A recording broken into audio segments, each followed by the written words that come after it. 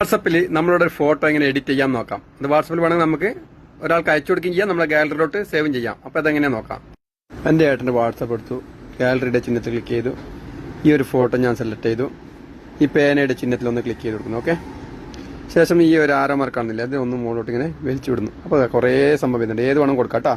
ഒത്തിരി ഉണ്ട്, സ്റ്റൈല്, ഇതാ ലൈറ്റിങ്, ഇപ്പുറം കളർ, എന്തൊക്കെയുണ്ട്. ഞാൻ ഈ ലൈറ്റ് കൊടുക്കട്ടെ.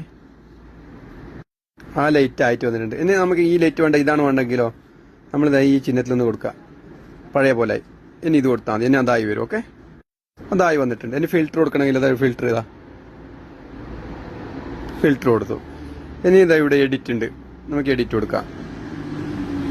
എഡിറ്റിൽ നമുക്ക് ബാക്ക്ഗ്രൗണ്ട് മാറ്റം എന്ന് വെച്ചോ, ഇതിൽ ക്ലിക്ക് ചെയ്യുക. ഞാനിവിടെ സ്കൈ എന്ന് അടിച്ചു കൊടുക്കട്ടെ. പിന്നെ ആകാശം വരുമോ അവിടെ, അപ്പോൾ പുറകിൽ ആകാശം വന്നല്ലോ.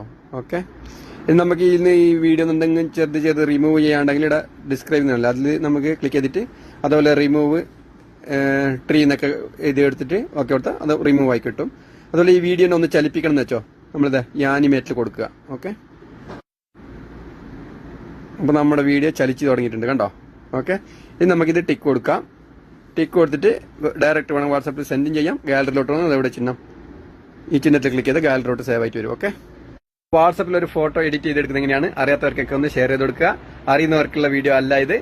അപ്പോൾ വീഡിയോ ആദ്യമായി കാണുന്നവരെ എന്നെ ഫോളോ ചെയ്തോ, നിങ്ങൾക്ക് ഉപകാരമുള്ള ഒരുപാട് വീഡിയോ ചെയ്തിട്ടുണ്ട്, ഇനിയും ചെയ്യും. അപ്പോൾ എൻ്റെ വീഡിയോ നിങ്ങൾക്ക് കിട്ടണമെങ്കിൽ ഫോളോ ചെയ്ത് വെക്കുക. ഓക്കെ.